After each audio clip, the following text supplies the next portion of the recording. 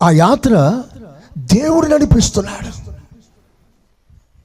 యేస్కేల్ తన జ్ఞానం తన బలంతో నడిచింది కాదు, దేవుడు తానే నడిపిస్తున్నాడు. దేవుడు నడిపిస్తే మనల్ని చీలమండలపు లోతులో ఆపడం. ఆ యాత్ర సాగుతుంది ఎంతవరకు అంటే నీకు ఒక పరిపూర్ణత వచ్చినంత వరకు నా ప్రభు నేను నడిపించడం ఆపడు. చప్పట్లు కొడదామా గట్టిగా గట్టిగా గట్టిగా?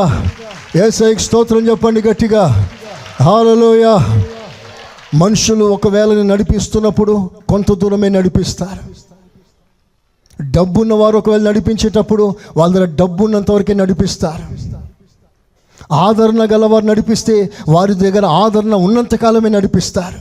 కానీ నా దేవుడు ఎంతవరకు నడిపిస్తాడయ్యా అనంటే అంతవరకు. ఒక మాటలో చెప్పాలంటే నీకు పరిపూర్ణత సాధించినంత వరకు నిన్ను వదిలిపెట్టాడు, నిన్ను నడిపిస్తాడు. Praise the lord. నీ అక్కర్లు తీరుస్తాడు. ఒకవేళ ఇప్పుడు నువ్వు బలహీనంగా ఉండవచ్చు, నీ మనసాక్షి గద్దించవచ్చు, నేను తగిన వాడిని కాదు అని నువ్వు ఏడుస్తుండవచ్చు.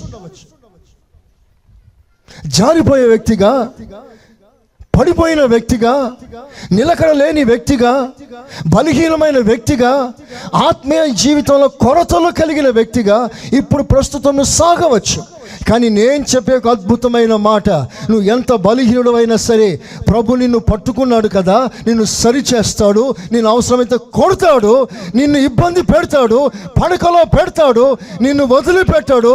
ఆయన సంపూర్ణత చేరు వరకు నిన్ను నడిపించే దేవుడు ఆయన. చేతులెత్తి ఆమేననండి గట్టిగా. ఇశ్రాయేలు జీవితాల్లో మూర్ఖంగా ప్రవర్తించిన సందర్భాలు లెక్కలేనని ఉన్నాయి. మొండిగా ప్రవర్తించిన సందర్భాలు, తిరగబడ్డ సందర్భాలు, ఎన్నో మార్లు దేవుని దూషిస్తారు. ఎర్ర సముద్రం 2 పాయలుగా చీలి నీళ్ళు గోడ మాదిరిగా ఏకరాశిగా నిలబడి క్రింద ఆరిన నెల కనబడగా ఆ ఆరిన నెలలో నడిచిన ప్రజలు. ఎంత మాత్రమైన శక్తిని చూసిన ఈ ప్రజలు ఎంత నమ్మకంగా ఉండాలి. మన జీవితంలో ఎప్పుడో కలలో ఒకసారి దేవుని రూపం కనబడిందని జీవితకాలం అంతా నమ్మకంగా ఉండటానికి తీర్మానం చేసుకున్నాం. ఎప్పుడో ఒక్కసారి కనబడింది, ఒక్కసారి స్వరం వినబడింది, జీవితకాలం అంతా నమ్మకంగా ఉండాలని తీర్మానం చేసుకొని సాగిపోతుంది బండి. కానీ వారు అడుగు అడుగున అద్భుతాలు చూసి, దేవుని మహిమను చూసి, మాత్ర కార్యాలు చూసి, దేవుని స్వరం విని ఆ మహిమను చూసి వెంటనే సనిగేవారు, వెంటనే బాధపడేవారు, వెంటనే తిరగబడేవారు. అయినా దేవుడు వారికి మేలు చేయడం మానలేదు, చేస్తూనే ఉన్నాడు. కారణం ఏంటో తెలుసా?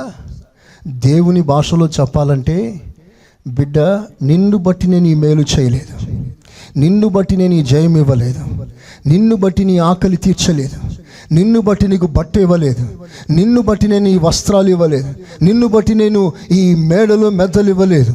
నేను నీ పితరులకు చేసిన మాటను గుర్తు చేసుకొని ఆ మాటకు నమ్మకంగా ఉన్నాను కనుక నేను మీకు మేలు చేయాల్సి వస్తుంది. కారణం ఏంటంటే నా దేవుడు నమ్మదగిన వాడు.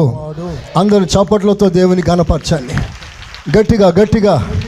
నమ్మదగిన వాడా స్తోత్రం అని చెప్పండి. ఇంకా మంచిగా చెప్పండి, ఇంకా గట్టిగా. God of ట్రస్ట్వర్దినెస్. మనకెన్ని బలహీనతలు ఉన్నా వాటిని దేవుడు చూడక పితరులకు ఇచ్చిన వాగ్దానాన్ని బట్టి, అబ్రహాంకి ఇచ్చిన వాగ్దానాన్ని బట్టి అనేక సార్లు మేలు చేస్తూనే వస్తున్నాడు. ఆమేన్. బైబిల్లో రాయబడిన ఒక మంచి మాట, సమాధానకర్తయగు దేవుడు మీ ఆత్మయు జీవమును మీ శరీరమును నిందారహితముగాను సంపూర్ణముగాను ఉండునట్లుగా కాపాడును.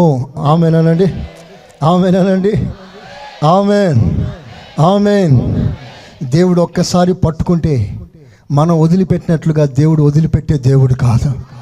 ఆయనకు బాధ కలిగిన పట్టుకొని ఉంటాడు, నీవే వదిలించుకొని పోతే అది వేరు సంగతి. నువ్వు ప్రభులో ఉన్నంత వరకు, ప్రభు కృపలో ఉన్నంత వరకు ఆయన నీ చేయి వదిలిపెట్టడానికి వీలు లేదు.